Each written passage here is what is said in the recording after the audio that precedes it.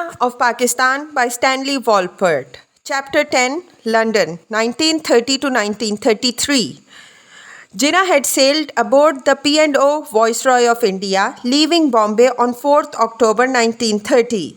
As the first stroke of noon reverberated from Big Ben on November 12, 1930, King Emperor George V, standing before his throne in the Royal Gallery of the House of Lords, inaugurated the first Round Table Conference on India, with his message being broadcast throughout the world by wireless.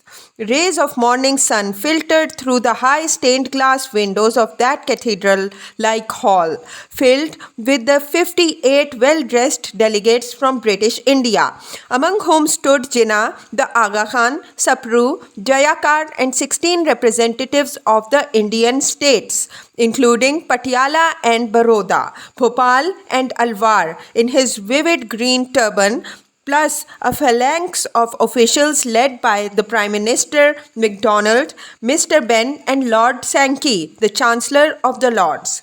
Ex-Viceroys Hardanger and Reading were there, as were the Prime Ministers of most dominions of the British Commonwealth, all of whom remained standing during His Majesty's brief address. King George departed as soon as he concluded his speech. The Maharaja of Patiala, the Chancellor of the Chamber of Princes, then proposed that Prime Minister MacDonald take the chair of the conference, and the Aga Khan seconded the motion, which was carried by acclamation. Liberal V.S. Srinivasa Sasri spoke first for British Indian delegation. Then Jinnah, as spokesman for the 16 Muslim delegates, rose, introducing what the Times reported as the first suggestion of controversy. I am glad, Mr. President, that you referred to the fact that the declarations made by the British sovereigns and statesmen from time to time that Great Britain's work in India was to prepare her for self-government have been plain. But I must emphasize that India now expects translation and fulfillment of these declarations into action. This was a stage more glorious than any he had ever spoken from before, the culmination not simply of a year and a half's lobbying and labor from half a world away, but of his current political career. To utter a few adulatory platitudes as timorous Sastri had done, to say nothing of substance, nothing momentous or historic, was unthinkable for Jinnah. Emphasizing, as he had already, the need for action was electrifying enough for most of them, more than any of the princes who had preceded him dared. But Jinnah had a still more powerful bombshell to drop in that hallowed hall. In conclusion, he said, I must express my pleasure at the presence of the Dominion Prime Ministers and representatives. I am glad that they are here to witness the birth of a new Dominion of India, which would be ready to march along with them within the British Commonwealth nations. Did any of those who heard him dream it would, in fact, be Jinnah's destiny to lead another, as yet unborn dominion into that Commonwealth? Certainly not Sir Malcolm Haley, ex-governor of Punjab as well as of the United Provinces, the Government of India's senior consultative official at the conference. As a whole, the Muslims seem up to the present to be fairly well combined. Haley reported to the Lord Irwin from Whitehall. The Aga Khan does not give them a lead, but professes himself willing to follow the majority. Jinnah is, of course, a good deal mistrusted. He did not, at the opening of the conference, say what his party had agreed, and they are a little sore in consequence.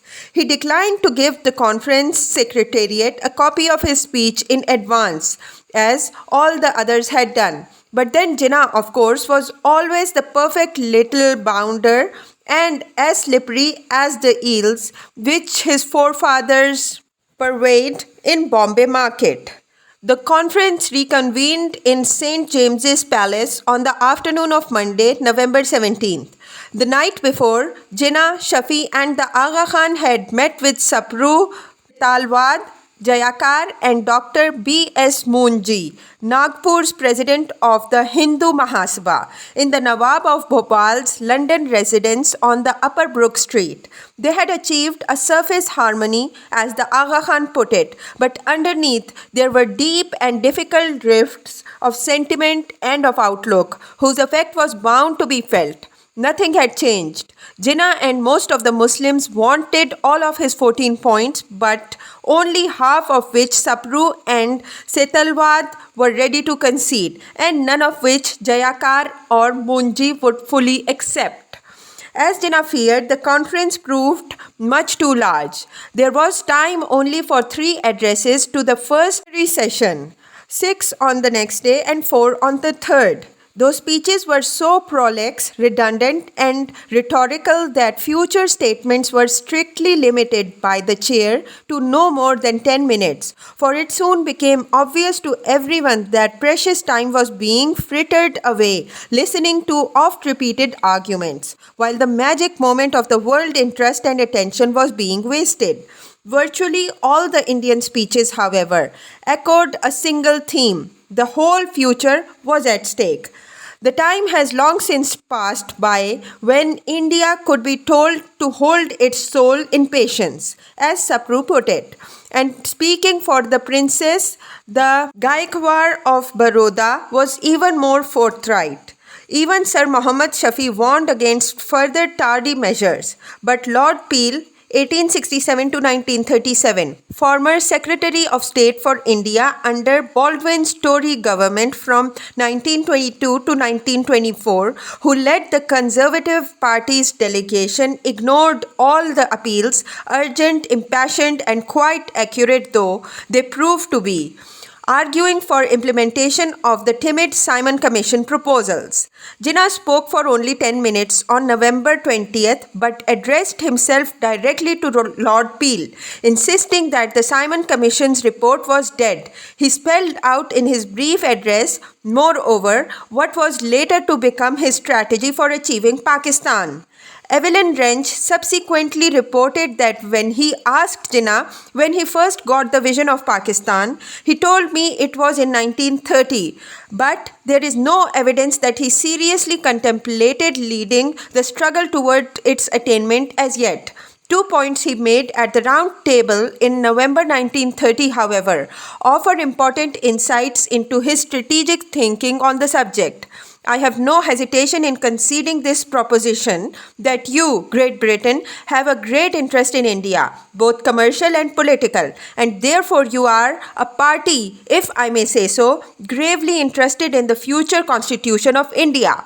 But I want you equally to concede that we have a greater and far more vital interest than you have, because you have the financial or commercial interest and the political interest. But to us, it is all in all. And as to the question of parties, Jinnah stated that there are 4 main parties sitting round the table now. There are the British Party, the Indian Princes, the Hindus, and the Muslims. Jinnah had long recognized a wide range of Muslim special interest, needs, and demands, but this was a new departure and became a major theme of his Pakistan strategy. That is, that the Muslims were a party and a distinct bloc, separate from, if not actually equal to, the Hindus, the Princes, and the British. His second point was at least as important, but remained still a veiled warning, a threat constructed by most who heard it as nothing more than Jinnah's language of the bargainer, the sort of thing a scion of ill purveyors might lightly say. He warned that unless this round table negotiated a settlement to satisfy the aspiration of India, then the 70 million Muslims and all others who had kept aloof might be tempted to join the non-cooperation movement. Jinnah then stated the cardinal principle, which he hoped British members of the conference would keep uppermost in mind, that India wants to be mistress in her own house, and I cannot conceive of any constitution that one may frame which will not transfer responsibility in the central government to a cabinet responsible to the legislature. It was, he argued, the least that would now suffice to satisfy political leaders throughout the subcontinent, those who came to London as well as those who had remained in British India's crowded prison cells. He reminded MacDonald that 2 years earlier, at a Labour conference, the future Prime Minister had said, "I hope that within a period of months rather than years, there will be a new dominion added to the commonwealth of our nations, a dominion of another race, a dominion that will find self-respect as an equal within the commonwealth. I refer to India." Trenchantly, he added, "Since 1928, 2 years have passed." Jinnah was assigned to the Federal Structure Subcommittee chaired by Lord Sankey, before which he and Shafi both made it clear that no constitution would work unless it embodied provisions which gave a sense of security to the Muslims and other minorities. Haley reported to Irwin that after the failure of every London attempt at resolving the Hindu-Muslim conflict, on December 4th, 9th and 15th, the last of these meetings was at the Prime Minister's country house, Chequers, to which Hindus and Muslims are being conveyed in motor buses, wrote Haley on the 13th. "I had a long talk with some of them last night. So far as one can prophesy, the indications are that the Muslims will give up separate electorates but will get a bare majority in the Bengal and Punjab and weightage in the other provinces." Haley's predictions proved premature. The Muslims, acting on renewed pressure from India, now refused to go back on their insistence on separate electorates and demand not only these but all the terms which they have included in their 14 points. The Hindus, led by Moonji, went back on their agreement to concede the 14 points. There was, in fact, a complete deadlock. Ramsay MacDonald was so depressed by the Chequers fiasco that he decided to turn to Lord Willingdon, 1866 to 1941, then Governor General of Canada, for helping in argumenting a new tough line towards India. Irwin's terms as Viceroy expired in April 1931, and on December 23, 1930, Britain's Prime Minister wrote to Canada's Prime Minister Richard Bennett, asking him to let go of his Governor General, explaining, "A solution of this problem is essential to the future government of India, and it must now be sought in India itself. I know no man who can conduct these negotiations better than Willingdon." Jinnah's bête noire as governor of Bombay during World War I would thus return to take the helm of India's government at New Delhi from 1931 to 1936. It was not entirely coincidental, perhaps, that for most of Lord Willingdon's term as Viceroy, Jinnah remained out of India, though by then he more closely resembled the formidable Marquis in temperament as well as appearance than he did that radical young nationalist leader of the 1918 anti-Willingdon protest. Willingdon's feelings towards Jinnah sufficed to keep the latter of the Joint Committee appointed to fashion final roundtable conference proposals into a new Government of India bill for Parliament. Jinnah opted to live in London, however, despite Willingdon's presence in India, a target who must have tempted him sorely at times to return to the Legislative Assembly, as much as because of it. Jinnah did not hesitate to return periodically for visits to Simla, Delhi and Bombay during his half-decade of permanent residence in London. Before Ramsay MacDonald's admission of failure to resolve the communal problem could reach Canada, however, a new proposal of the Muslim position was being articulated at a poorly attended meeting of the Muslim League at Allahabad on December 29, 1930. That meeting was presided over by Dr. Muhammad Iqbal, 1877 to 1938, a mystic Urdu poet-philosopher of the Punjab. Though a barrister of Lincoln's Inn, educated in Heidelberg and Munich University, and a graduate of Trinity College, Cambridge, Allama, Islamic scholar Iqbal remained deeply religious throughout his turbulent life. He joined the Muslim League's British Committee when it was first started in London in 1908, served as Secretary of Shafi's League, and was the leading force in the Punjab's Legislative Council from 1926 to 1930. In Allahabad, Iqbal was the first to articulate the two-nation theory of irreconcilable Hindu-Muslim differences. He was not calling for complete national separation as yet, but insisted that the principle of European democracy cannot be applied to India without recognizing the fact of communal groups. The Muslim demand for the creation of a Muslim India within India is therefore perfectly justified. He then went further than any previous president of the League had ever gone, spelling out his vision of the future final destiny of the Muslim community of his own Punjab and its neighboring provinces. I would like to see the Punjab, the northwest frontier province, Sindh and Balochistan amalgamated into a single state, self-government within the British Empire or without the British Empire. Formation of a consolidated northwest Indian Muslim state appears to me to be the final destiny of the Muslims, at least of the northwest India. Iqbal did not feel optimistic about the Round Table Conference and, in the concluding section of his Allahabad speech, criticized Ramsay MacDonald for refusing to see that the problem of India is international. On January 14, 1931, the Aga Khan, Jinnah and Shafi called on Ramsay MacDonald to warn him that unless his statement of the government's policy is accompanied by an announcement of satisfactory safeguards for the communities, most of the Muslim delegates will dissociate themselves from the findings of the conference.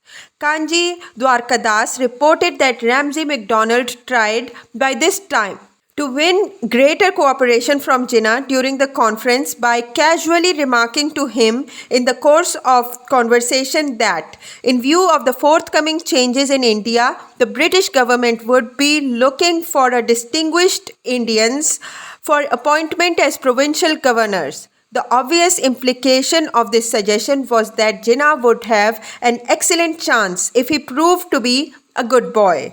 Jinnah at once made it clear to Ramsay MacDonald that his services were not available for sale and firmly rejected the offer, which he believed was nothing less than an attempt to bribe him. Jinnah's legal equity proved, moreover, at least as important a factor by now as his unpurchasability in helping account for the leadership he attained over the Muslim deputation in London and later over all the Muslim India. At the end of the first Round Table Conference, the Muslim delegation was anxious to learn beforehand what safeguards were to be incorporated for the protection of minorities. A letter was received by Aga Khan and the delegation met immediately in his room. Jinnah was delayed and the letter was discussed and had been approved of when Jinnah arrived. He went through it and pointed out the flaw where none seemed to exist, a flaw that would have meant the annulment of most of what had been conceded. All were amazed. The result, Muslims secured for their nation 12 out of the 14 points. In mid-January, on the eve of the concluding plenary session of the conference, the Muslims were therefore united in presenting their last offer to the minorities subcommittee, one proposing Hindu-Sikh and Muslim parity for Punjab and Hindu-Muslim parity for Bengal. But both reasonable suggestions failed to win Punjabi Sikh or Bengali Hindu approval. Significantly, neither Jinnah, Shell nor the Aga Khan spoke at the concluding plenary session, when most other delegates, including Shafi's lovely daughter, Begum Shahnawaz, delivered congratulatory speeches of thanks to the Prime Minister and their British hosts, optimistically hailing the work of the conference as marking the dawn of a new era. Not for Jinnah. The hope that had buoyed his spirits on arrival at Westminster 2 months earlier had dissolved in the acid of fermenting misgivings as to the possibility of ever settling the Hindu-Muslim conflict. He had sent for Fatima and his daughter Dina to live with him in London and began looking for a home for the three of them. He was ready to leave the League to Iqbal and his Punjabi friends. Jinnah's only remaining political ambition was to enter Parliament through whichever party would have him. Perhaps he thought he could still be of service to Muslim India from there, or if not, the Privy Council remained, possibly even its bench, as the crowning achievement of his career. And the news he read and received from India served only to confirm the wisdom of his withdrawal from that scene of chaos compounded. Jinnah applied to London's Inner Temple to let chambers that had just fallen vacant within its wall. The temple's treasurer was none other than Sir John Simon, who wrote to assure a mutual barrister friend, Bhagwandin Dubey, that his inn would be very glad to have so distinguished a man within our own boundaries. He need not trouble about recommendations, as, of course, I know all about him. But I think there is, according to our ordinary rule, a surety in connection with the actual lease. Jinnah secured his chambers in King's Bench Walk before the winter was over. It would take several more months of estate hunting to locate the appropriate house, a three-storied villa built in the confused style of the 1880s, with many rooms and gables, and a tall tower which gave a splendid view over the surrounding country, set in the middle of 8 acres of garden and pasture on Hampstead's West Heath Road. This house was torn down soon after his death, however, and the unobscured view he enjoyed has also long since disappeared. Lord Wellington was sworn in as Viceroy on April 18, 1931. Before leaving London, he had been so pleased to meet with Jinnah at his home on Abbey Road on the morning of Saturday, March 21st. Though no record of their conversation has yet come to light, it was hardly a social chat between old friends. Jinnah doubtless reiterated the Muslim position, briefing the new viceroy on all of the latest demands that had been added since he first drafted his 14 points. Wellington's response can well be imagined, for he was always vocal in support of every minority and encouraging to Muslim demands. He must have been pleased to see how much Jinnah's political point of view had matured since their last heated confrontation. Jinnah hoped initially to enter the parliament as a Labour MP, desiring to try the fortune of the ballot box in a party which in the main agreed with his own political creed. His uncooperative stance on several key issues at the first roundtable conference had, however, left Ramsay MacDonald less than eager to further his erstwhile friend's political ambitions, and by June the Prime Minister wanted nothing whatsoever to do with Jinnah, actually refusing to see him by pleading, "It is absolutely impossible for me to fit in another engagement." Jinnah had by then gone so far as to join the Fabian Society, yet even that did not make him sufficiently attractive to Labour's leadership as a Commons candidate. To British working men, Dapper Jinnah hardly looked like a trustworthy representative. One Yorkshire Labourite was reported having said, after listening to Jinnah talk to his party's selection committee, "We don't want a toff like that." By June, therefore, Jinnah decided to try securing the nod to run for a Tory constituency. He abandoned Labour and turned to the Aga Khan for help. Though the Conservative Party was traditionally opposed to all Indian political aspirations, Jinnah, much like the Aga Khan himself, hoped to appeal to their growing interest in Muslim demands as the only effective internal counterpoise to Congress revolutionaries. Even with such high-level help, including the Aga Khan's personal coaching, however, Jinnah never managed to find a Tory constituency willing to back his candidacy. Had he been elected to Parliament, he might have never returned to India's political stage, except for a brief visit, such as the one he undertook in August 1931, when he ventured east to defend a large land-owning client in a talukdari case before the Chief Court of Oudh in Lucknow. Jinnah spoke at Lucknow University's Union one evening during that trip, reporting on the Roundtable Conference and his disappointment at the attitude of the Hindu leaders. Karachi's former mayor, Syed Hashim Raza, recalled how he raised his forefinger, revolving it with the words, "We went round and round in London. We are still going round and round in India without reaching the straight path that would lead us to freedom." During this sojourn in India, Jinnah visited Simla, conferring with old assembly colleagues who were there for the fall legislative session. Since Mian Sir Haji Harun had written earlier to report that there is no cohesion or discipline of any kind, needless to say, we are all feeling your absence keenly. Sir A.P. Pathro, the leader of Madras's non-Brahman Justice Party, had written Jinnah in much the same vein. There is no outstanding leader among the Muslims. There are many lieutenants but no general. From this point of view, I thought you would have been very helpful to Indian unity. Intrigue and jealousy rampant on all sides. We feel your absence very much. Jinnah met briefly with Wellington in Simla. By the evening of August 27th, Gandhi, who had been released from prison by Irwin, had made up his mind to go to London for a second roundtable conference, as he reported to Wellington, not without fear, trembling, and serious misgivings. Things from the Congress standpoint do not appear to be at all happy, but I am relying upon your repeated assurances that you will give personal attention to everything that is brought to your office.